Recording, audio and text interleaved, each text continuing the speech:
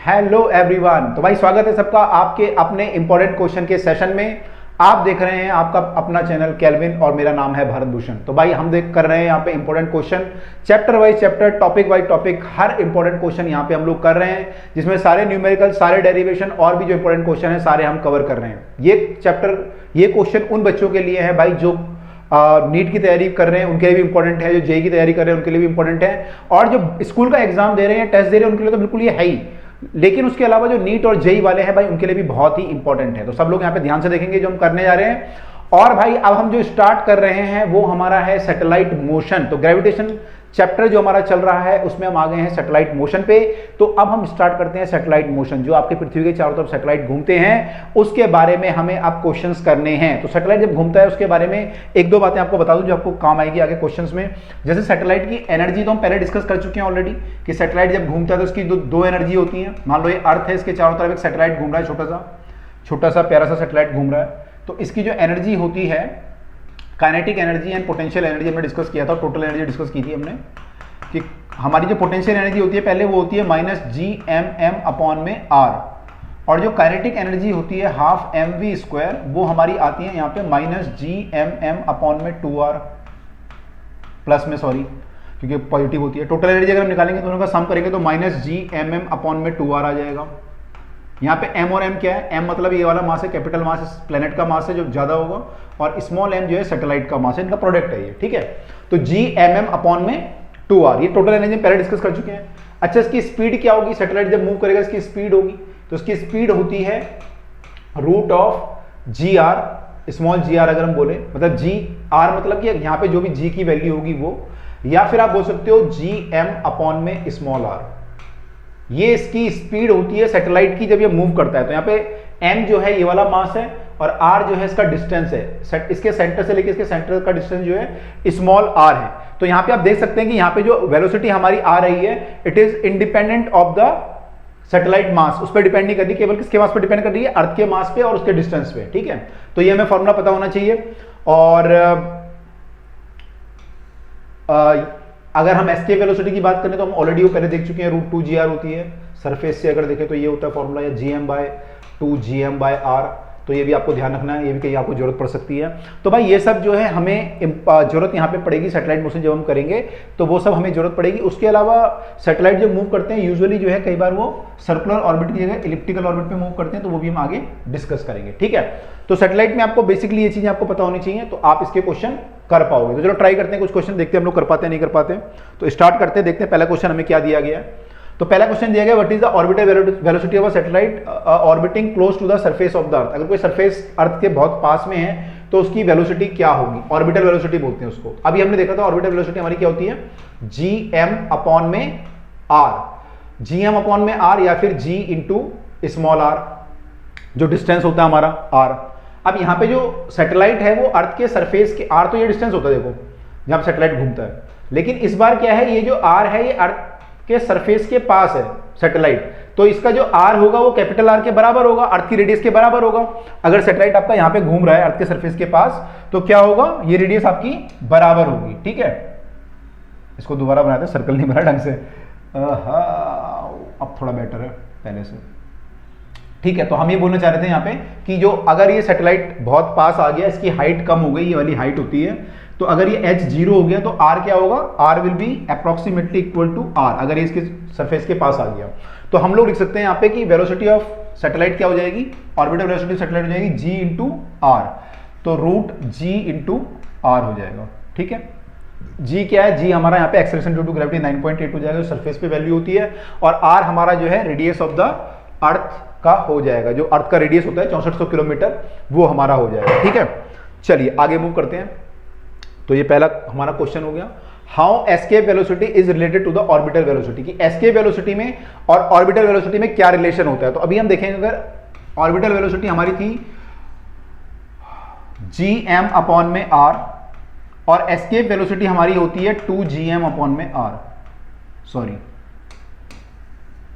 √2GM upon में small r।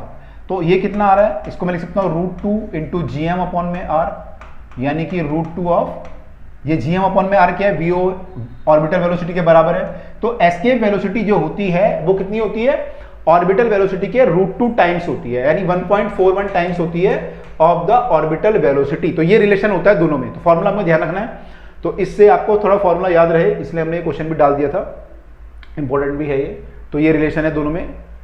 2 artificial satellite, one close to the surface of the earth, other is away. एक तो पास है surface से, एक दूर है, किसका स्पीड ज्यादा होगी, स्पीड किसकी ज्यादा होगी। तो भाई स्पीड के दो फॉर्मूले हमने देखे ऑर्बिटल स्पीड के, एक तो है g इंटू आर और एक फॉर्मूला था हमारा gm अपॉन में r, दोनों सेम चीजें हैं बस अलग अलग फॉर्म में लिखा हुआ है।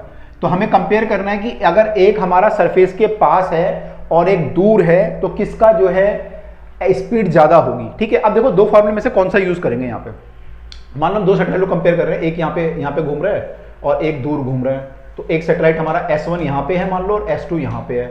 ठीक है, तो इसका डिस्टेंस मान लो R1 है, इसका डिस्टेंस R2 है और R1 आपका कम है, R2 आपका ज्यादा है। अब अगर मैं इस फॉर्मूले को यूज करता हूं, मान लो देखो क्या प्रॉब्लम आएगी।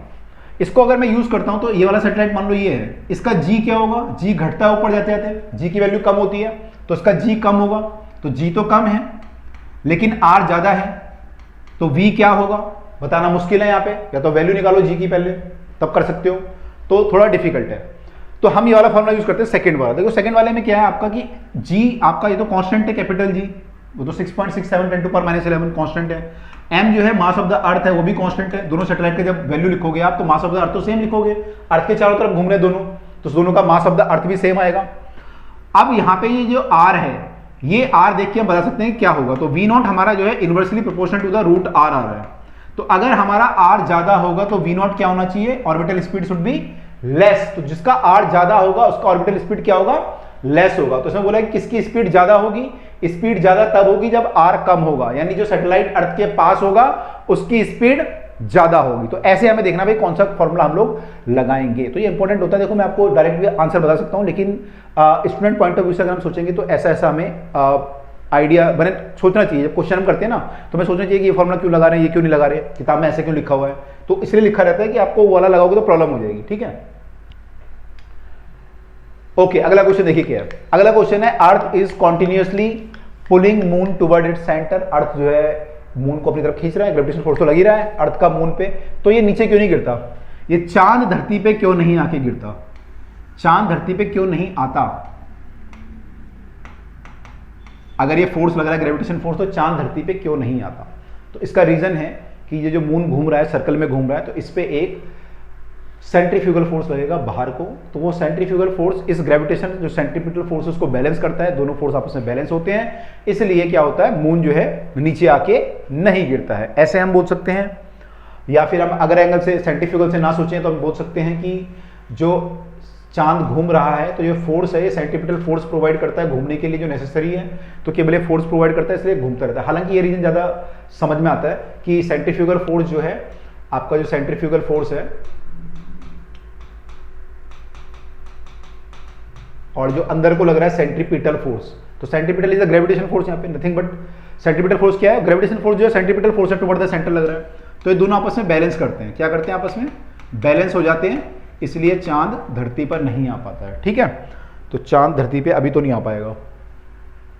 ओके अगला question, can a pendulum oscillate undergoes simple harmonic motion in a satellite. क्या पेंडुलम जो है सैटेलाइट पर एसएचएम कर सकता है टाइम। अच्छा अगर पेंडुलम ऑसिलेट करेगा तो टाइम पीरियड का फॉर्मूला क्या होता है पता है आपको, time period of the pendulum is क्या होता है फॉर्मूला, 2 पाई रूट ऑफ क्या होता है L by G। Very good, अगर आपको पता है तो L बाय G होता है। ठीक है, अब G यहां पे क्या लेते हैं, G इफेक्टिव लेते हैं। G जो होता है एक्सेलरेशन ड्यू ग्रेविटी होता है, लेकिन इसको इफेक्टिव लेते हैं, G इफेक्टिव।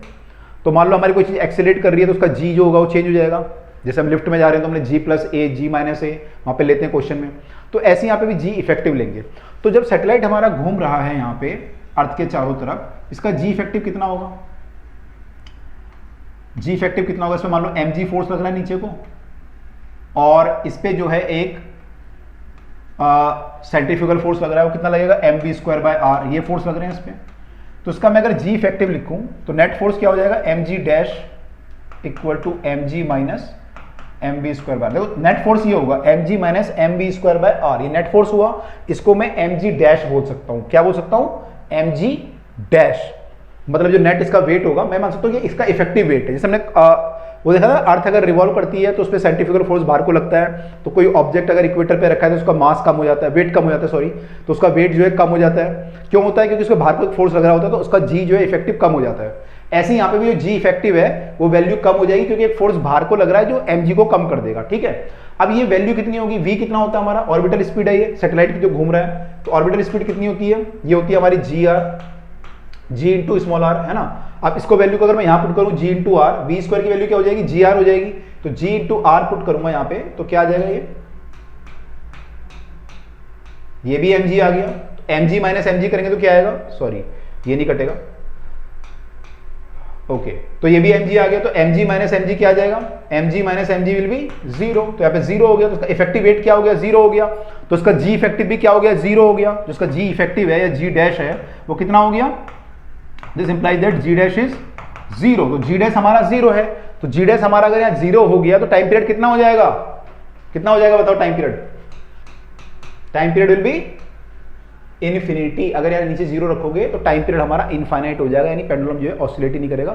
इनफाइनाइट टाइम लेने का तो होता है नीचे ही नहीं आ रहा वो, है ना। नीचे अगर आ रहा होगा तो कोई टाइम, मतलब मान लो 2 सेकंड में नीचे आया तो फिर हो सकता है 4 सेकंड में अपना रेवोल्यूशन कंप्लीट कर ले, या 8 सेकंड में कर ले, लेकिन अगर नीचे ही नहीं आ रहा तो हम बोलते हैं टाइम पीरियड इज इनफाइनाइट, तो मतलब वो ऑसिलेट ही नहीं करेगा। तो इस केस में जो है हमारा पेंडुलम ऑसिलेट नहीं करेगा।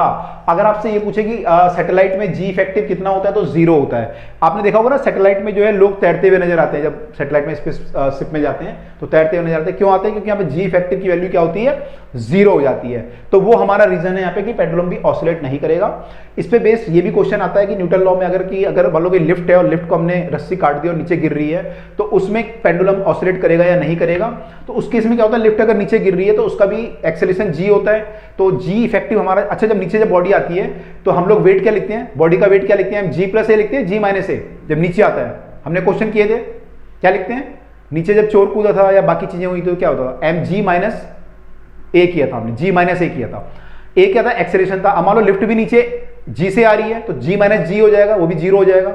वेट क्या हो जाएगा? M G minus M G, मैंने एम जी माइनस ए था तो एम जी माइनस जी हो जाएगा, जीरो हो जाएगा। तो उसमें भी वेट क्या हो जाएगा? जीरो हो जाएगा। तो इफेक्टिव वेट अगर जीरो हो गया तो टाइम पीरियड उसका भी क्या होगा? इनफाइनाइट। तो उसमें भी पेंडुलम हमारा ऑसिलेट नहीं करेगा, पेंडुलम हमारा ऑसिलेट नहीं करेगा। तो कई सारे रीजन है यहाँ पे कि जी इफेक्टिव जब भी हमारा हो जाता है, कई सारे ऐसे केसेस हैं कि जी इफेक्टिव जब जीरो हो जाता है तो पेंडुलम हमारा ऑसिलेट नहीं करता है। आई होप ये क्लियर हो रहा होगा, ठीक है। आगे भी हम लोग अभी देखेंगे जब फ्लूइड चैप्टर आएगा तो वहां भी ऐसे केस आएंगे कि अगर कोई कंटेनर है तो उससे जो पानी, मान लो कंटेनर है उसमें आपने होल कर दिया, तो पानी भरा हुआ है, आपने होल कर दिया तो पानी बाहर निकलेगा।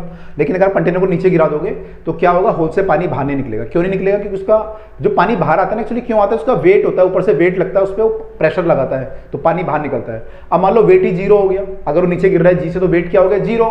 तो इफेक्टिव वेट अगर हमारा जीरो हो गया तो क्या होगा? पानी बाहर नहीं निकलेगा, तो हमारा जो है होल से पानी बाहर नहीं आता। तो ये क्वेश्चन हम लोग आगे देखेंगे जब फ्लूइड मैकेनिक्स चैप्टर आएगा। तो कई सारे यहाँ पे मैंने आपको चीजें बता दी एक ही क्वेश्चन में।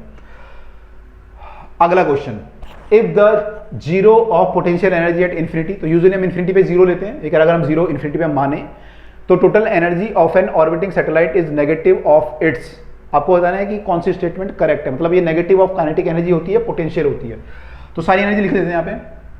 पोटेंशियल एनर्जी हमारी जो होगी सैटेलाइट की वो होती थी minus G M M upon में आर।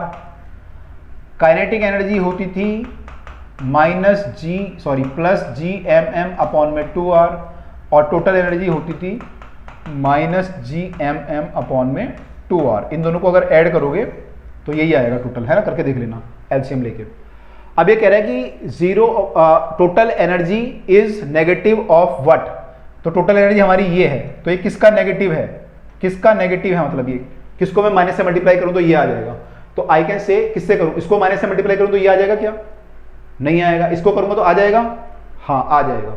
तो पोटेंशियल एनर्जी जो है इसका नेगेटिव होती है काइनेटिक एनर्जी का। तो हमारा आंसर क्या हो जाएगा? Kinetic energy. तो हम इसको टिक करेंगे, इसको काट देंगे, ठीक है। तो हम बोलेंगे kinetic energy is the right answer, ठीक है। आंसर है काइनेटिक एनर्जी। रीजन मैंने आपको बता दिया। अगला क्वेश्चन,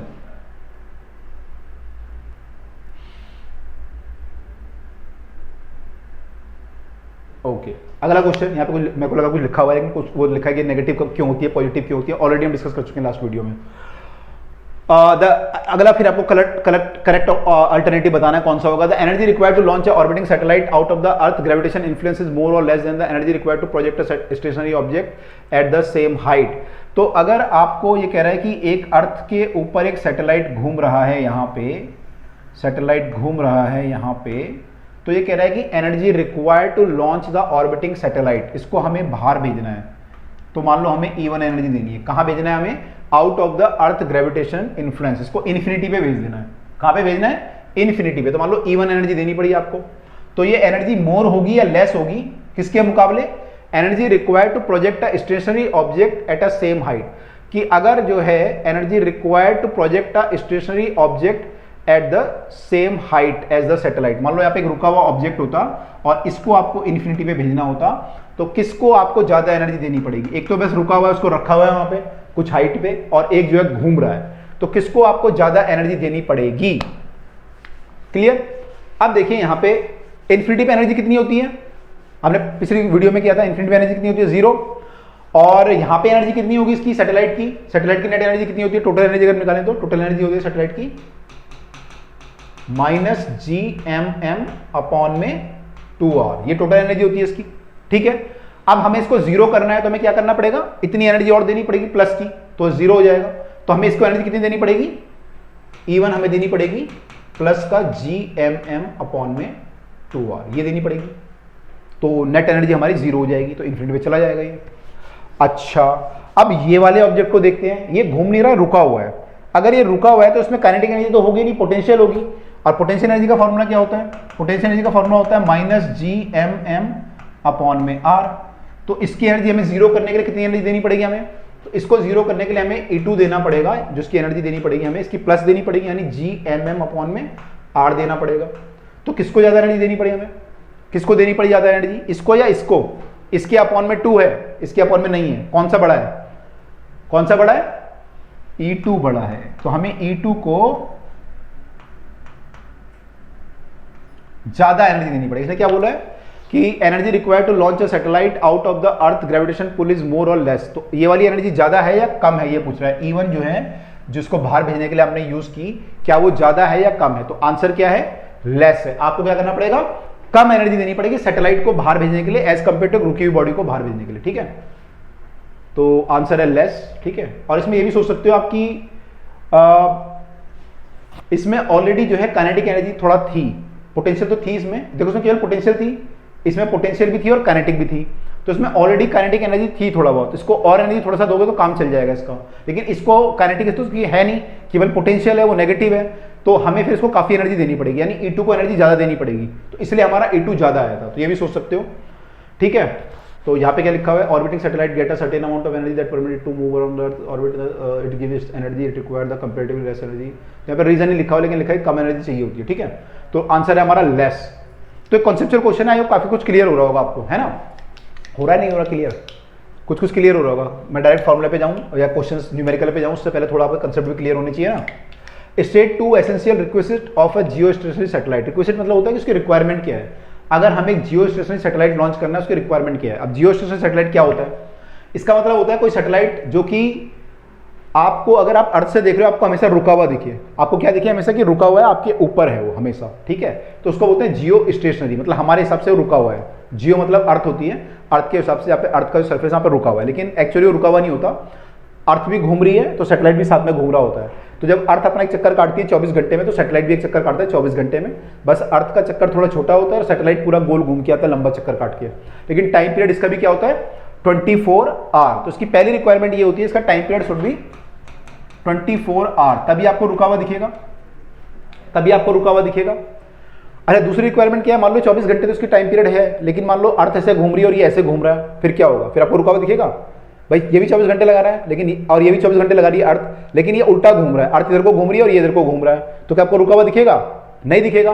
तो दूसरी शर्त क्या है इसकी, दूसरी कंडीशन ये है कि दोनों का जो रोटेशन है अर्थ का और सैटेलाइट का, वो सेम डायरेक्शन में होना चाहिए। तो दोनों का रोटेशन का सेंस क्या होना चाहिए, सेम होना चाहिए। तो ये इसकी दो कंडीशन है। तो लिखा हुआ है यहाँ पे period of rotation of satellite around the earth should be same as that the earth of about the axis, तो 24 घंटे वाला केस है। और sense of satellite rotation should be same. तो अर्थ जो रोटेट करती है, इसमें लिखा भी हुआ है, अर्थ जो रोटेट करती है वेस्ट टू ईस्ट करती है। अगर आपने अर्थ को देखा होगा, देखो ये अर्थ है, मान लो ये घूम रही है, अब ये ऐसे यहाँ पे ईस्ट होता है हमारा और ये साइड वेस्ट होता है। अगर हम मैप में देखेंगे तो ये नॉर्थ होता है, साउथ होता है नीचे। तो अर्थ मान लो ऐसे रोटेट करती है कि ऐसे करती है। अगर हमें डाउट हो गया कि ये अगर ऐसे करती है तो हम बोलेंगे वेस्ट से ईस्ट की तरफ घूम रही है, और ऐसे कर रही है तो हम बोलेंगे ईस्ट से वेस्ट की तरफ घूम रही है। तो कैसे घूमती है अर्थ? तो अर्थ जो घूमती है वो ऐसे घूमती है, वेस्ट से ईस्ट, ठीक है। तो होता क्या है कि मान लो यहाँ पे पहले अगर इंडिया का मैप देखूं मैं, तो इंडिया के मैप में इस साइड को जो है असम है और इस साइड को जो है मुंबई है। तो अर्थ जब ऐसे घूमेगी तो पहले क्या होगा, सूरज के सामने असम आएगा और फिर आएगा मुंबई। एक्चुअली ऐसे होता है, पहले जो सूरज निकलता है वो अरुणाचल प्रदेश में सबसे पहले निकलता है इनफैक्ट। तो उधर का जो साइड है, ईस्ट वाले साइड में सूरज पहले आता है, वेस्ट वाली साइड में लेट आता है थोड़ा। तो इसको हम बोलते हैं कि अर्थ का रोटेशन क्या है, वेस्ट टू ईस्ट है। तो ध्यान रखिएगा अर्थ का रोटेशन वेस्ट टू ईस्ट होता है। तो इसका भी क्या होना चाहिए, जो जियो स्टेशनरी सैटेलाइट है उसका रोटेशन भी क्या होना चाहिए, वेस्ट टू ईस्ट ही होना चाहिए, ठीक है। तो वेस्ट से ईस्ट घूमना चाहिए, उल्टा घूमेगा तो गड़बड़ हो जाएगा। ओके, अब क्वेश्चन आ गया हमारे सामने, remote sensing satellite. Remote sensing satellite एक स्पेशल टाइप के सैटेलाइट होते हैं जो कि रिसर्च पर्पस के लिए यूज होते हैं, वेदर वगैरह के लिए यूज होते हैं, उसके लिए जो यूज होते हैं तो वो सैटेलाइट होते हैं। तो ये बोल रहा है कि ये सर्कुलर ऑर्बिट में घूम रहे हैं, उसकी हाइट जो है 250 किलोमीटर है। तो इसकी हाइट काफी कम होती है, 250 किलोमीटर कम हाइट है काफी, है ना। इस पे घूम रहा है ये, ठीक है। above the earth surface what is the orbital velocity of what is the time period। तो हमें एक तो इसकी स्पीड निकालनी है और एक टाइम पीरियड निकालना है। तो देखो स्पीड तो हमने फॉर्मूला पढ़ा था, v नॉट क्या होता है हमारा, v होता है हमारा, हमें यहाँ g तो नहीं पता तो हमें कैपिटल G पता है, तो gm वाला फॉर्मूला यूज करते हैं, gm अपॉन में r, क्योंकि स्मॉल g की वैल्यू हमें पता नहीं है यहाँ पे। हमें यहाँ पे पता है 9.8 होता है, लेकिन यहाँ पे नहीं पता, यहाँ सैटेलाइट घूम रहा है वहाँ पे कितना होता है। तो हम यहाँ पे कैपिटल G वाला फॉर्मूला यूज करेंगे। तो 6.67 10 की पावर -11 तो कैपिटल G हो गया। मास ऑफ द अर्थ दिया होगा यहाँ पे, कहीं दिया हुआ मास ऑफ द अर्थ, उसके बिना कैसे हो जाएगा। मास ऑफ द अर्थ, अच्छा स्मॉल जी दिया हुआ है, small G at the surface of the earth दिया हुआ है। ओहो, क्वेश्चन को कॉम्प्लेक्स कर दिया इन्होंने तो, ठीक है। तो हमें यहाँ पे जी का वैल्यू यहाँ पे मालूम है और हमें यहाँ पे जी का वैल्यू मालूम निकालना है, जी डैश, ठीक है। क्योंकि यहाँ पे फॉर्मूला बन जाएगा आपका जी डैश इंटू आर, ठीक है। अब जी डैश का वैल्यू कितना होगा यहाँ पे, जी डैश का वैल्यू हमारा हो जाएगा, जी डैश हमारा हाइट पे क्या होता है formula, G into R square upon में आर प्लस एच का होल स्क्वायर, ये फॉर्मूला होता है। तो ये लगाना पड़ेगा यहाँ पे हमें, ठीक है।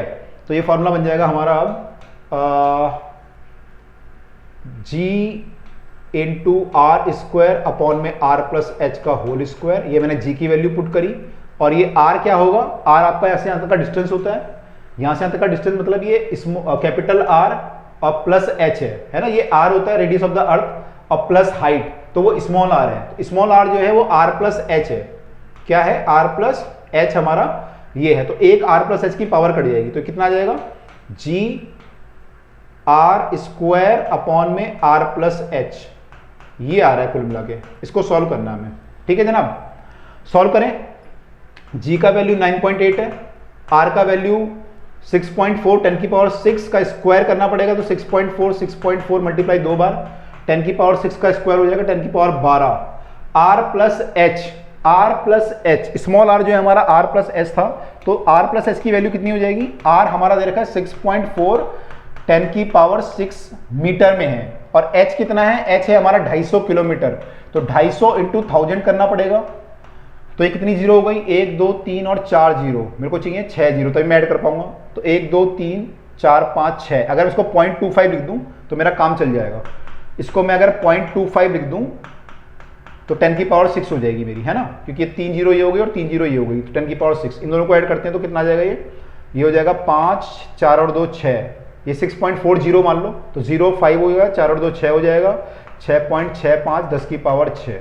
तो R की वैल्यू जो है 6.65 10 की पावर 6 है, मतलब ये जो R प्लस एच है एक्चुअली 6.65 10 की पावर 6। तो मैंने R प्लस एच की वैल्यू पुट कर दी, R का स्क्वायर कर लिया, जी भी पुट कर दिया, इसका रूट करना है, तो ये हमारा फाइनल आंसर यहाँ से आएगा। अब इसको सॉल्व करना पड़ेगा, तो काफ़ी कठिन काम है, लेकिन ट्राई करते हैं, मेहनत करते हैं, क्या करें, करना पड़ेगा भाई। जब फिजिक्स ली है तो करनी भी पड़ेगी मेहनत, हम मेहनत से डरते थोड़ी हैं। तो क्या हो जाएगा भाई ये 6.4, पहले मल्टीप्लाई कर लें या क्या करें, 6.4 को बाहर ले लें, 6.4 को बाहर ले लेते हैं, इसको स्क्वायर है ना, 6.4 को बाहर ले लेता हूं मैं। तो 6.4 तो बाहर आ गया, और क्या बाहर आ सकता है, ये तो बाहर आ गया दोनों, इसका स्क्वायर है तो एक बाहर आ जाएगा। 10 की पावर 12 को भी बाहर ले लेंगे, 10 की पावर 12 को बाहर लेंगे तो 10 की पावर 6 हो जाएगा, तो 10 की पावर 6 भी बाहर आ गई। तो रूट में क्या बचा, अब रूट में बचा हमारा 9.8 डिवाइड बाय 6.65, 9.80 डिवाइड बाय 6.65 ले लेते हैं ताकि डिवाइड करने में इजी रहे। तो यही बचा हमारा अंदर। ठीक है जनाब, इसको सॉल्व कर लेते हैं। 980 665 एक बार में कट जाएगा, मतलब एक बार में पहले जाएगा, फिर 10 में से 5 गया 5, 7 में से 6 गया 1, 9 में से 6 गया 3, 0 लगाएंगे यहाँ पे, पॉइंट लगाएंगे यहाँ पे, तो यहाँ पे आ जाएगा, कितनी बार जाएगा, 6 पंजे 30, 4 बार देखते पहले, 4 बार जाएगा तो 4 पंजे 20, 4 छक्के 24 और 2 26 का 6 हासिल 2, 4 छक्के 24 और 2 26, 0, 15 में से 6 गया 9, 10 में से 6 गया 4, 490 आ रहा है, फिर 0 लगाएंगे।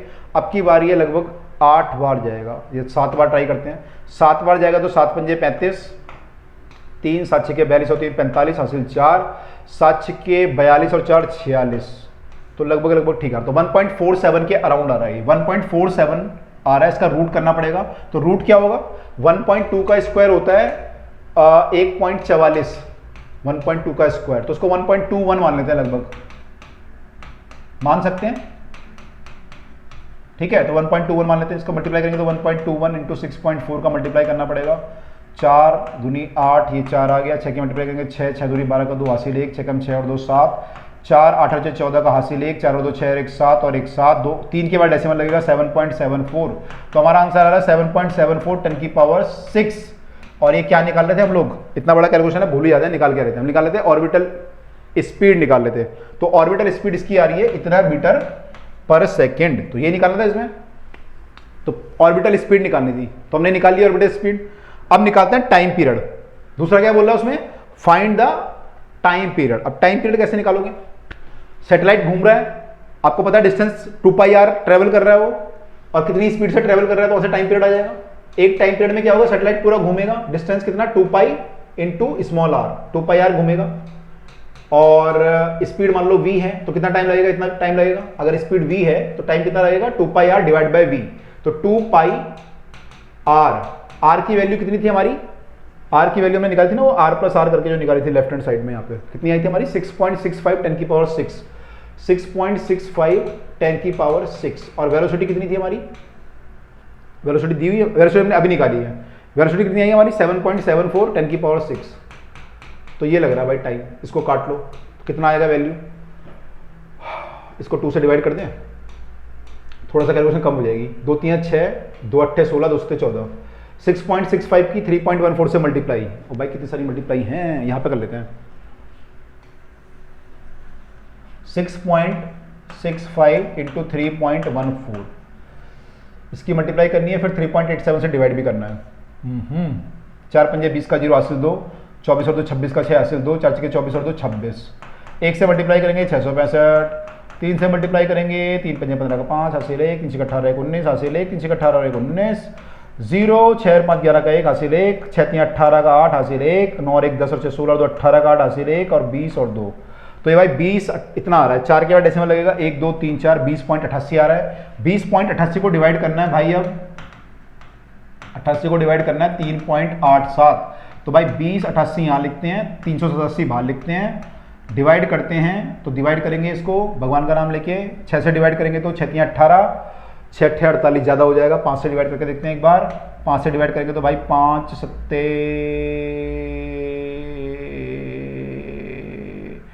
35 का 5 हासिल 3, वैल्यू कम क्यों आ रही है इतनी, कुछ गड़बड़ है क्या, क्योंकि टाइम पीरियड हमारा आएगा 5 point something, time period 5 point something आ रहा है, 5 सेकंड, ये तो सेकंड में आ जाएगा आंसर, कुछ गड़बड़ है, कहीं पे कुछ गड़बड़ है दया, एक बार चेक करो, पूरा चेक करो एक बार।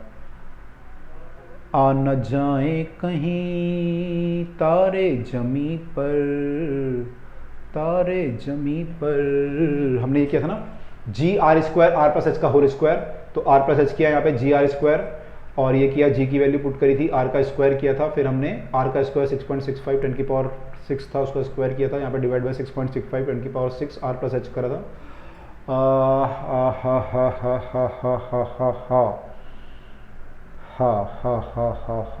ओके ठीक है, याद तो ठीक था। फिर क्या किया हमने, 6.64 को बाहर लिया थे,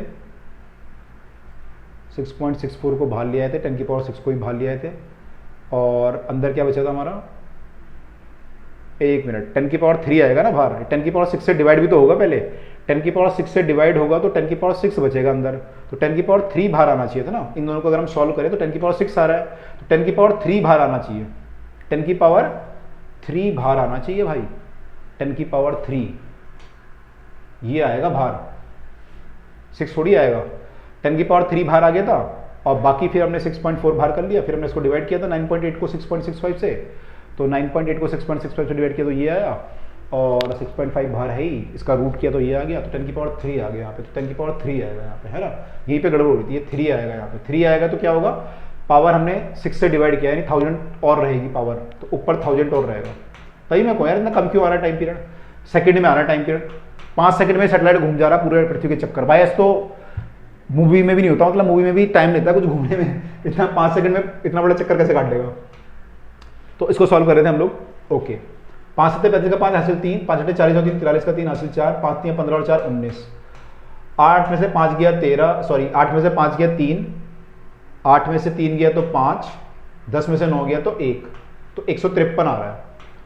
फिर डिवाइड करोगे तो 5.4 से हो जाएगा लगभग, तो लगभग 5.4 बोल सकते हो, 5.4 10 की पावर 1000 सेकंड, ये सेकंड में आया है। तो अगर घंटे में निकालना चाहो तो उसको डिवाइड कर दो 3600 से, तो आपका आंसर आवर में आ जाएगा, ठीक है। तो इतना सेकंड आया, लगभग ये कितना हो गया 5400 सेकंड, या अगर और एक्यूरेट निकालना चाहो तो कितना आएगा, 4 से करोगे तो 4 7 28 का 8 हासिल 2, 4 8 32 और 2 34 का 4 हासिल 3, 4 3 12 और 3 15, 4 से थोड़ा कम आ रहा है, मतलब ऐसे लिख सकते हो यार 5.33 लिख दो, कुछ 939 समथिंग है ना, टीचर को कौन सा पता चल रहा है। तो कितना आ गया 5399 मान लो समथिंग, इतने सेकंड लगेंगे, 5399 सेकंड, ठीक है। आंसर चेक कर लेते हैं। तो भाई देखो हमारा लगभग तो सही आ रहा है 5399, एक जीरो का फर्क आ रहा है वहाँ पे। अच्छा ये सही आ रहा है हमारा 7756, स्पीड सही आ रही है, 774 आ रहा है हमारा कितना आ रहा है 774 और 130 7740 आ रही है ना। इसकी कितनी आ रही है 7756, तो ठीक है इतना चल जाएगा। टाइम हमारा कितना आ रहा है, टाइम हमारा आ रहा है 5399, इनका कितना आ रहा है 53735, एक और फालतू आ रहा है, एक डेसिमल, एक 10 की पावर का गड़बड़ आ रहा है कहीं पे, 10 की पावर का लोचा कहां से आ रहा है, 10 की पावर यहाँ पे 3 थी, 10 की पावर 3 से मल्टीप्लाई कर दिया, कहां पे लोचा आ रहा है फिर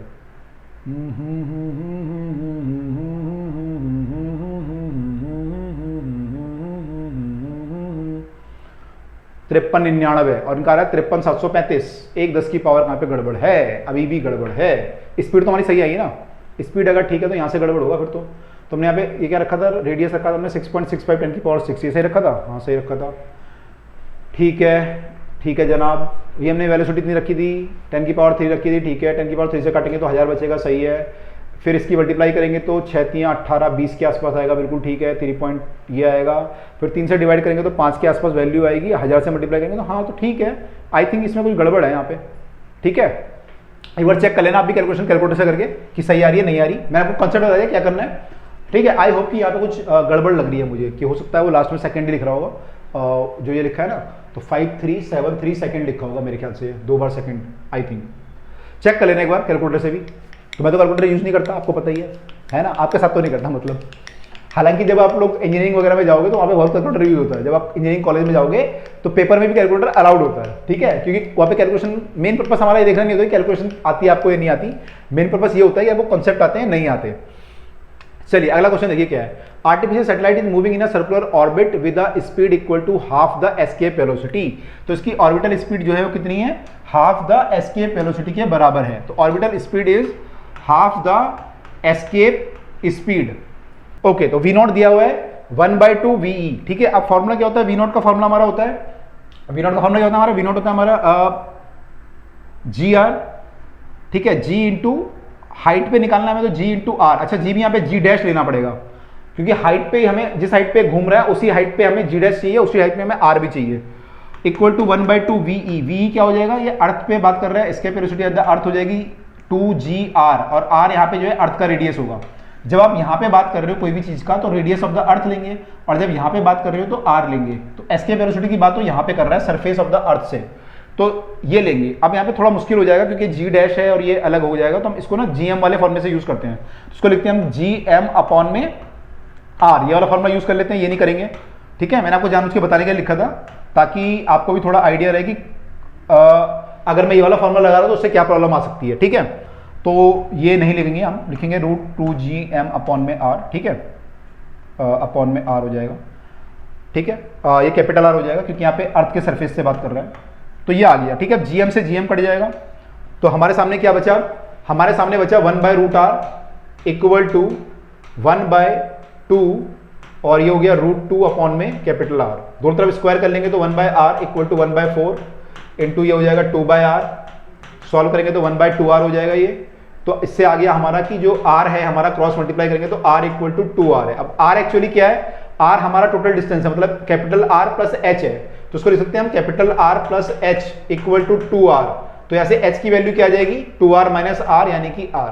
तो h की वैल्यू यहाँ से हमारी r के बराबर आ जाएगी। तो हमारी जो हाइट ऑफ द सैटेलाइट है, मतलब वो कितनी है, जितना रेडियस ऑफ द अर्थ है उतनी हाइट पे वो ऊपर घूम रहा है। तो पहली बात हमारी निकल गई, ठीक है। दूसरा क्या पूछा है, if the satellite is stop suddenly its orbit, अगर इसको रोक दिया जाए और इसको नीचे गिरने दिया जाए, allowed to earth fall to the earth, find the speed with it hit the surface of the earth. अगर हम सैटेलाइट को रोक दें और वो नीचे गिरेगा तो किस स्पीड से गिरेगा।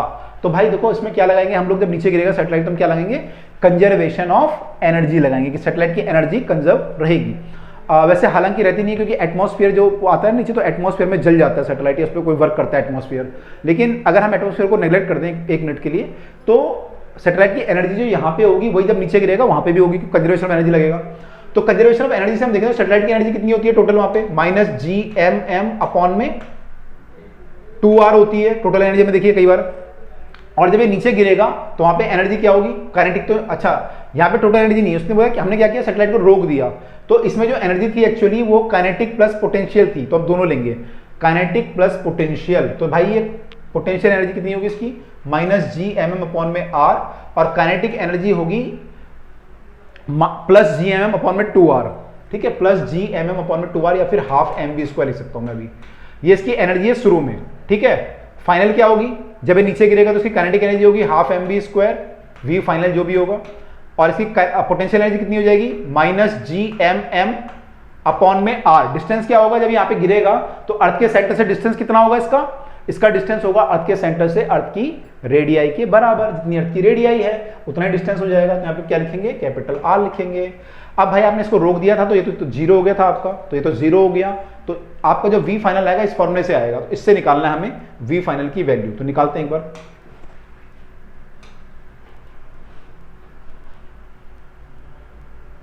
तो v फाइनल कितना आएगा, हमारा फॉर्मूला क्या बन रहा है, ½ mv², उस तरफ हमारा ½ mvf² है, और इस तरफ हमारा क्या है, इस तरफ हमारा है -gmm अपॉन में r, -gmm अपॉन में r है। अब हम अगर उस वाले को इधर ले आए तो प्लस में हो जाएगा gmm अपॉन में r, तो +gmm अपॉन में r, ये प्लस का हो गया इधर को आके, इक्वल टू ये, ठीक है, ये फॉर्मूला बन गया।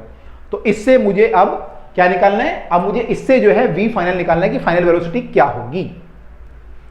तो भाई इसको देखें अगर हम सॉल्व करके तो m तो पहले उड़ा दो, ठीक है। अब ये जो r है हमारा, ये कितना है, r हमारा r प्लस h होता है तो ये 2r हो जाएगा, क्योंकि यहाँ पे h भी r है। अभी हमने निकाला ना थोड़ी देर पहले कि h हमारा r के बराबर आया था, वो देखो।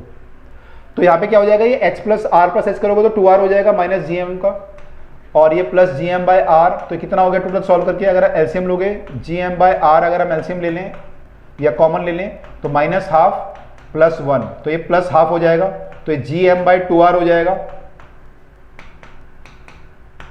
किसके बराबर, ½ vf²। तो vf की जो वैल्यू आएगी, 2 से भी 2 कट जाएगा, तो vf की जो वैल्यू आएगी वो कितनी आएगी, वो आएगी हमारी root of G M upon में कैपिटल आर। तो ये हमें निकालना है भाई, जी एम अपॉन में कैपिटल आर। अच्छा, मेरे यहाँ दिमाग में आइडिया आया, इसको निकालने का, इसको हम वैल्यू पुट करेंगे तो लंबा हो जाएगा। अगर भाई इसको मैं लिख दूं, देखो जी क्या होता है हमारा, G M by R square. तो भाई मैं इसको अगर एक आर को यहाँ ले जाऊं तो जी आर कितना हो जाएगा, जी एम बाय आर। तो भाई ये तो हमारा यही हो गया ना, जी आर हो गया, तो जी आर कर लेते हैं सीधा। ओके, तो इसको 9.8 कर लेते हैं, 6.4 10 की पावर 6 रेडियस ऑफ द अर्थ। इसको सॉल्व करना है, 10 की पावर 3 बाहर आ जाएगा और इसको मल्टीप्लाई करना पड़ेगा, फिर रूट करना पड़ेगा। 6.4 की 9.8 से मल्टीप्लाई, 9.8 6.4, 4 अट्ठे 32 का 2 हासिल 3, 4 में 36 होती है 39, 6 से करोगे 6 अट्ठे 48 का 4, 6 में 54 और 4 58। सॉल्व करेंगे तो 2 9 और 8 17 का 7 हासिल 1, 8 और 3 11 और 1 12 का 2 हासिल 1 हासिल 1। और ये कितना था भाई, 6 अट्ठे 48 का 4, 6 में 54 और 3 58, ये हमारा 5 था। तो ये कितना आया, 8 और 3 11 और 1 12 का 2 हासिल 1 6, 62 आया। तो ये हमारा आ रहा है 62.7। 62 का रूट करेंगे 7 पर कितना आएगा, रूट 7 का स्क्वायर होता है 49, 8 का होता है 64, तो 8 से थोड़ा कम आएगा, कुछ भी लिख लो, 7.8 के आसपास लिख लो, लगभग इतना आएगा, है ना। तो इतना कर सकते हो मीटर पर सेकंड। ये हमारी क्या है, स्पीड, यही पूछा था वहां पे, satellite fall to the earth, तो find the speed with which it hit the surface. तो हमारी स्पीड भी आ गई, तो एक तो h इक्वल टू आर आया और स्पीड कितनी आई हमारी 7.8 10 की पावर 3। एक बार चेक कर लेते हैं, देखो सही आ रहा है हमारा 7.8 10 की पावर 3 लगभग सही आ रहा है। और हाइट हमारी जो है h हमारा r के बराबर है। तो यही पूछा था बस। इन्होंने क्या निकाला, इन्होंने पहले चेंज इन एनर्जी निकाली, हाँ वही किया इन्होंने भी, इन्होंने चेंज इन एनर्जी निकाल के decrease in potential energy equal to kinetic energy के बराबर, वही किया, ठीक है, सेम किया है। चलिए अगला क्वेश्चन देखते हैं, अगला क्वेश्चन क्या हमारे सामने है। तो अगला क्वेश्चन हमारे सामने है कि satellite of the Jupiter has orbital speed this much day, और टाइम पीरियड इसका दिया हुआ इतना दिन का है, और रेडियस ऑफ द ऑर्बिट इतनी है। तो आपको बताना है इसका जुपिटर का मास जो है वो 1000 ऑफ द सन के मास के है। ओ भाई ये क्या कैलकुलेशन है। तो देखो जुपिटर का जो ऑर्बिटल स्पीड दी हुई है हमें कि जुपिटर है और जुपिटर के अराउंड उसका सैटेलाइट घूम रहा है, जुपिटर है और एक सैटेलाइट इसके चारों तरफ घूम रहा है, ठीक है। इस सैटेलाइट का टाइम पीरियड कितना दिया हुआ है 1.769 डे, इतने दिन में घूमता है एक पूरा चक्कर, लगभग 2 दिन में, है ना। और रेडियस कितनी है इसकी, ऑर्बिट की रेडियस वो भी हमें दी हुई है, आर हमारी ये दी हुई है 4.22 10 की पावर 8 मीटर, है ना। अब बोल रहा है कि आपको बताना है कि जुपिटर का मास जो होगा वो 1000 टाइम ऑफ द सन होगा। तो हमें जुपिटर के मास को सन से कंपेयर करना है। तो ये जब ऑर्बिट की बात कर रहा है तो सन के अराउंड भी हम किसी की ऑर्बिट सोचते हैं, सन के अराउंड अर्थ घूमता है, अर्थ का हमें थोड़ा थोड़ा आइडिया है ना, जो अर्थ घूमता है उसका थोड़ा थोड़ा हमें आइडिया है। अर्थ का हमें क्या पता है, तो टाइम पीरियड पता है, अर्थ का टाइम पीरियड कितना होता है, सन के चारों तरफ घूमता है कितना टाइम पीरियड होता है, इसका तो है इतना दिन।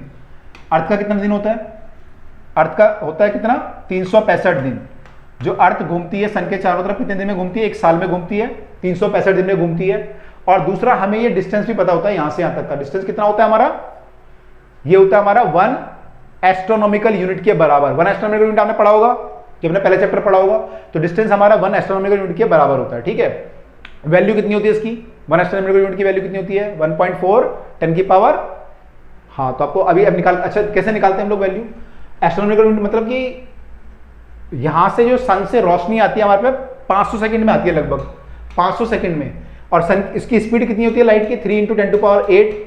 तो इसको जब आप मल्टीप्लाई करते हो तो आपका यहां से यहां तक का डिस्टेंस आ जाता है, क्योंकि लाइट की जो स्पीड है, लाइट यहाँ पे यहां से आने में 500 सेकंड लगाती है ना। 8 मिनट 20 सेकंड बोलते हैं इसको, 500 सेकंड होते हैं लगभग। तो इतना करती है तो कितना हो जाएगा 5 × 15 1500 × 10 की पावर 8, ठीक है। तो ये हमारा कितना हो जाएगा 1.5 10 की पावर 11, तो लगभग 1.49 कुछ आता है। तो हम इसको मान सकते हैं 1.5 10 की पावर 11, इसको बोलते हैं 1 एस्ट्रोनॉमिकल यूनिट, जो अर्थ से सन का डिस्टेंस है, राइट। ये अर्थ है, ये सन है, ओके।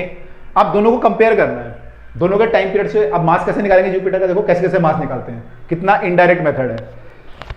ऐसे ऐसे वैल्यू से हम मास निकाल ले रहे हैं, देखो कैसे निकालेंगे। देखो जब सन घूम रहा है यहाँ पे, सॉरी ये सैटेलाइट घूम रहा है इसका चारों तरफ, तो सैटेलाइट की जो टाइम पीरियड होगा वो होगा 2πr डिस्टेंस ने ट्रेवल किया v स्पीड से, तो इतना टाइम पीरियड होना चाहिए। अब v कितना होगा, v हमारा होता है ऑर्बिटल स्पीड कितनी होती है, ऑर्बिटल स्पीड होती है gm अपॉन में स्मॉल आर ये हमारी ऑर्बिटल स्पीड होती है, तो ये कितना आ जाएगा 2 पाई आर बाई दिस।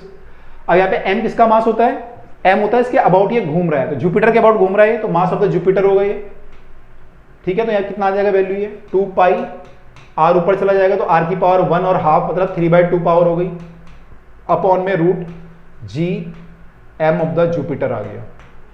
तो यहां से अगर हम स्क्वायर करें दोनों तरफ तो क्या आ जाएगा T square equal to 4 pi square R cube, इसको स्क्वायर करेंगे तो 4 पाई स्क्वायर आर क्यूब हो जाएगा, ये आपका जी एम जुपिटर का मास आ जाएगा। तो जुपिटर का मास क्या है यहां से, mass of the Jupiter will be 4 pi square R cube upon में टी स्क्वायर इंटू जी, ये आया मास ऑफ द जुपिटर। ठीक है, तो यहाँ पे हमारा ये मास ऑफ द जुपिटर आया। ऐसी मास ऑफ द सन निकालेंगे तो वो भी यही आएगा, मास ऑफ द सन में क्या आ जाएगा बस 4 pi square into R, R क्या आएगा, आर हमारा ये वाला आ जाएगा 1 एस्ट्रोनॉमिकल यूनिट, और टाइम पीरियड कितना आ जाएगा, time period will be 365 days. दोनों को कंपेयर करके वहां से निकालेंगे, कैसे निकालेंगे, डिवाइड करते हैं दोनों को, एक पेज ऐड कर लेते हैं पहले। तो भाई हमारा जो मास ऑफ द जुपिटर आ रहा है, मास ऑफ द जुपिटर आ रहा है 4 पाई स्क्वायर इंटू R1, इसको R1 मान लेते हैं, R1 का cube divided by ji T1 का स्क्वायर। ठीक है, T1 है, और मास ऑफ द सन क्या आ जाएगा 4 पाई स्क्वायर, इसका भी सेम सॉल्व करेंगे वैसे ही जैसे यहां पे सॉल्व किया है, तो ये आ जाएगा R2 का क्यूब जी T2 का स्क्वायर, है ना। अब दोनों को डिवाइड कर लेते हैं, तो मास ऑफ द जुपिटर जो होगा mass of the sun equal to 4 pi square, ये सब पड़ जाएगा, तो क्या आ जाएगा ये R1 बाय R2 का क्यूब, R1 बाय R2 का क्यूब, टी स्क्वायर ऊपर चला जाएगा तो T2 बाय T1 हो जाएगा इसका स्क्वायर। तो यहां से हमें आइडिया लेना है। ठीक है, अब देखिए यहां पे वैल्यू क्या क्या दी हुई है, mass of the Jupiter by mass of the sun is equal to R1 by R2। R1 मतलब हम किसके लिख रहे थे, जुपिटर के लिए। जुपिटर के लिए कितना दिया हुआ डिस्टेंस, जुपिटर के लिए डिस्टेंस हमें दिया हुआ है 4.2 10 की पावर 8, 4.2 10 की पावर 8, और हमारा कितना है 1 एस्ट्रोनॉमिकल यूनिट जो है 1.5 10 की पावर 11 इसका क्यूब। ठीक है, अपॉन में सॉरी मल्टीप्लाई में टाइम, टाइम पीरियड T2 किसका है, अर्थ का है 365, और इसका कितना दिया हुआ था 1.769, इसका करना है स्क्वायर। तो भाई ये करना है हमें, तो यहां से हमारा प्रूव होगा कि जुपिटर का मास जो है 1/1000 है। तो देखते हैं एक बार, बहुत लंबी कैलकुलेशन है, डिवाइड करते हैं इसको, डिवाइड करेंगे तो कितना आएगा ये 10 की पावर 8 है, यहाँ पे 10 की पावर 3 अपॉन में आ जाएगा, 10 की पावर 3 का क्यूब करेंगे तो 10 की पावर 9, और अंदर क्या आ जाएगा 4.2 बाय 1.5 का क्यूब, ये आ जाएगा। I hope you are getting, 10 की पावर 3 को मैंने बाहर ले लिया, 10 की पावर 9 और अंदर ये बचा, इधर आ जाएगा 365 बाय 1.769 का स्क्वायर। लंबी कैलकुलेशन करते हैं भाई। जिंदगी में आए हैं तो जीना ही पड़ेगा, जिंदगी है जहर तो पीना ही पड़ेगा, पीना ही पड़ेगा। 1 पॉइंट भाई करना ही पड़ेगा, क्या करें 1.8 कर लेते हैं। देखो मैं थोड़ा सा कैलकुलेशन में ना, ये टीचर को मत दिखाना कहीं अलग से करना, तो इसको 1.8 मान लो लगभग, तो थोड़ा सा आपका लाइफ जो है इजी हो जाएगी। तो 1.8 से डिवाइड करेंगे तो कितना आएगा भाई ये 1.8, अगर आप लिखोगे इसको तो आप लिख सकते हो 18 लिख लो इसको, 300 इसको कर लो इतना। अब 18 से डिवाइड करेंगे तो 18 दूनी 36, 18 दूनी 36 से तो ये कट गया, फिर क्या आएगा यहाँ पे 5, 5 से कटेगा नहीं तो 0 लिखोगे, फिर यहाँ पे ये वाला 0 भी नीचे आ जाएगा, फिर 18 से 3 बार जाएगा ये, तो ये जाएगा लगभग 3 बार, 18 दूनी 36 कर लो, या तो फिर 14 आ जाएगा 140, फिर कितना जाएगा ये 18, 18 का पाड़ा भी नहीं आता मुझे, तो 18 पंजे 90, 18 छिके 108 होते हैं, 18 छिके 108, 18 सत्ते तो लगभग इतना आ जाएगा, है ना 7 या 8 के आसपास, 202 आ रहा है ये। इसका स्क्वायर भी करना पड़ेगा अभी, 202.7 का स्क्वायर। देख लो भाई, अब मुश्किल इतनी है ना, क्या बोलूँ मैं अब।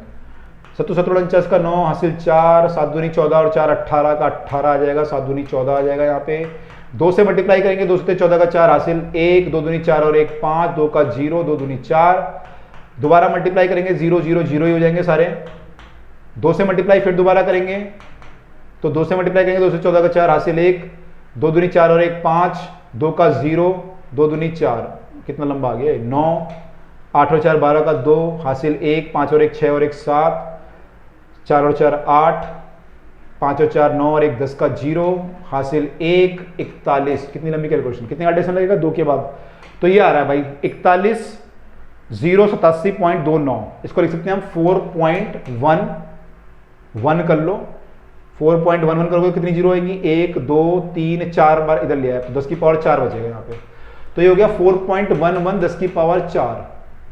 ठीक है जनाब, अभी ये भी सॉल्व करना है भाई, अभी नहीं हुआ, अभी कहाँ जा रहे हो, 42 को 15 से डिवाइड करना है, तो 15 एकम 15, 15 दूनी 30, 12 बचा यहाँ पे 120, ये अच्छा हो गया, 15 छिके 120, इसके तो कट गया भाई आसान से। 2.6 है, लेकिन इसका क्यूब भी करना है अभी तो क्यूब भी करना है, अभी कहाँ जा रहे हो, क्यूब भी करना है भाई, इसको एक पेज तो कैलकुलेशन के लिए चाहिए यहाँ पे। 2.6 इंटू 2.6 करेंगे तो कितना आएगा, 6 छिके 36 का 6, हासिल 3, 6 दूनी 18 और 3 21, 2 से करेंगे तो भाई 52 आएगा, ये 6 आएगा, ये 3 आ जाएगा, ये 7 आ जाएगा, 736 आया, 2 क्या डेसिमल आएंगे 7.36। 7.36 को एक बार और मल्टीप्लाई करना पड़ेगा, 2.6 से मल्टीप्लाई कर देते हैं, 2.6 से मल्टीप्लाई करेंगे 36 3 18 का 21 हासिल 1, 7 42 और 2 44, इसको मल्टीप्लाई करेंगे तो 2 छिके 12 का 2 हासिल 1, 2 3 6 और 1 7, 2 7 14 का 4, 14 का 4 तो पूरा 14 ही आ जाएगा। अब ये कितना आ गया भाई, यहाँ पे देखो बहुत कॉम्प्लेक्स हो गया, 6 आएगा पहले, फिर ये 3 आया होगा, फिर 7 और 4 11 आया होगा, हासिल 1 लगा होगा, 9 और फिर 1 आया होगा, डेसिमल लगा होगा 3 के बाद, 19.136, तो ये आ रहा है भाई 19.136, यानी 19.1 मान लो, अब इतना कितना करोगे, तो ये आ गया भाई 19.1 जनाब, और ये आ गया इंटू 4.11, 10 की पावर नीचे कितना आया 5, ये 4 और ये 5 ये पावर गई तो 10 की पावर 5 बचा नीचे। ठीक है, अब इनकी मल्टीप्लाई करो, 19 की 4.11 से 19.1 4.11, देख लो भाई कहाँ मल्टीप्लाई करनी पड़ रही है, क्या क्या करना पड़ रहा है तुम्हारे लिए, क्या क्या करना पड़ रहा है भाई, देख लो। 4 से करेंगे तो 4 4 9 36 का 6 हासिल 3, 4 एकम 4 और 3 7, 1 9 और 1 10 का 0 हासिल 1, 1 और 1 2 और 9 11 और 4 15 का 5 हासिल 1, और ये 8 और ये 7, तो भाई लगभग ये आ रहा है आपका 78,500। ओह इतना कम, 78 आ रहा है ये, 78.5, 78.5 करेंगे तो कितना आ जाएगा ये 78.5 डिवाइड बाय आप कर सकते हो 100। देखो एक 10 की पावर 5 है, इसको मैं 100 इंटू 10 की पावर 3 लिख सकता हूँ। क्यों लिख रहा हूँ मैं ऐसा, क्योंकि उसने बोला कि मास जो है 1/1000 टाइम्स होना चाहिए, तो ये वैल्यू कितनी आएगी आपकी 78.5 है, ये 100 है, इसको अगर आप सॉल्व करोगे तो लगभग ये 0.78 आएगा या 0.8 के आसपास आ रहा है ना, तो ये लगभग वैल्यू को 1 मान सकते हो, इस वैल्यू को अपॉन में 1 मान सकते हो। अगर मैं मान लो 100 को 100 से डिवाइड करता तो 1 आता, 100 को अगर मैं 80 से डिवाइड करूंगा तो लगभग ये वैल्यू 1 के आसपास आएगी। तो ये पूरी वैल्यू हमारी क्या आ रही है 1/1000 आ रही है लगभग। तो हमारा जो मास ऑफ जुपिटर है बाय मास ऑफ सन है वो लगभग कितना आ रहा है, लगभग हमारा आ रहा है 0.8/1000, तो लगभग ये 1/1000 मान सकते हो अप्रोक्सीमेटली, इतना आ रहा है। तो मास ऑफ द जुपिटर और मास ऑफ द सन का जो रेशो है वो 1/1000, तो ये हमें प्रूव करना था, हमने प्रूव कर दिया। ठीक है, हालांकि ये केपलर लॉ का क्वेश्चन है, क्योंकि जो T square proportional to R cube आ रहा है आपका, ये देखो यहाँ आर क्यूब आ रहा है, टी स्क्वायर आ रहा है, प्रोपोर्शनल टू आर क्यूब जो है केपलर लॉ में हम अगली उसमें पढ़ेंगे वीडियो में, तो वो है ये एक्चुअली। तो भाई कैलकुलेशन बहुत लंबी थी, तो भाई मैंने कर दिया। देखो इसका भी देखो एग्जैक्ट नहीं आया, इसका भी 1046 आया था यहाँ पे, है ना, तो थोड़ा बहुत ये है, बाकी मैंने अप्रोक्सीमेशन भी किए थे तो वहां से ही फर्क पड़ा होगा। ठीक है जनाब, देख लो भाई सांस फूल गई कैलकुलेशन करते करते। चलिए जनाब, तो अगले क्वेश्चन में आ गए हम लोग। ऑब्जेक्ट एट रेस्ट, ये सिंपल क्वेश्चन है, इसमें कुछ नहीं है। ठीक है, तो इसमें लिखा है कि object at rest is place on the earth surface, एक ऑब्जेक्ट जो है अर्थ के सरफेस पे आराम से पड़ा हुआ है, जैसे हम लोग पड़े रहते हैं पेपर के बाद बिल्कुल आराम से, तो भाई ये ऐसे ही पड़ा हुआ है यहाँ पे अर्थ सरफेस।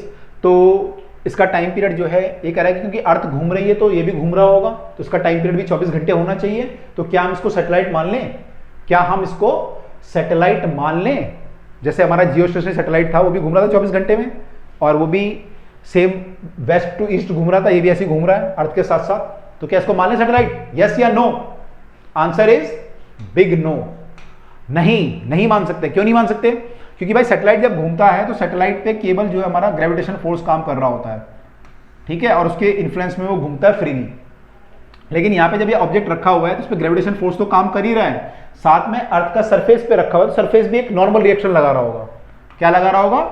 नॉर्मल रिएक्शन लगा रहा होगा। तो ये फ्रीली नहीं है ये, ठीक है, ये फ्रीली घूम नहीं रहा, ये फ्रीली घूम रहा है, ठीक है। इसका जो एक्सेलरेशन होता है नीचे की तरफ वो भी जो है जी डैश के बराबर होता है, मतलब फ्री फॉलिंग वाला केस होता है यहाँ पे। अभी देखा था ना कि इसका जो वैल्यू आई थी जी इफेक्टिव 0 आया था, तो इसका जो एक्चुअली हमें मानते हैं फ्री फॉलिंग वाले केस की तरह कंपेयर करते हैं इसको, तो फ्री फॉलिंग वाला केस है, यहाँ पे फ्री फॉलिंग वाला केस नहीं है, तो हम ये बोलेंगे कि क्योंकि इस पे नॉर्मल रिएक्शन लग रहा है apart from the gravitation force, इसलिए क्या है ये वो वाला केस नहीं है, तो इसको हम नहीं मान सकते। ठीक है जनाब, चलिए तो भाई इसके साथ हम लोगों ने जो है सैटेलाइट वाले क्वेश्चन भी कर लिए हैं। अब हमारा केपलर लॉ बाकी है, जो कि हम अगली वीडियो में कवर करने जा रहे हैं, केपलर लॉ ऑफ मोशन। तो भाई वो वीडियो जरूर देखिएगा, और इसके अलावा आपने जो बाकी वीडियो अगर नहीं देखी है तो आई बटन पे जाकर या फिर जो है प्ले लिस्ट में जाकर सारी वीडियो देख लो आज ही। और भाई क्वेश्चन साथ साथ सॉल्व करने, पहले आपको बोल रहा हूं रजिस्टर निकाल के साथ साथ आपको क्वेश्चन भी सॉल्व करते हुए जाने हैं। चलिए तो आपसे मिलते हैं अब अगली वीडियो में। टिल देन बाय, पढ़ते रहिएगा और टेक केयर।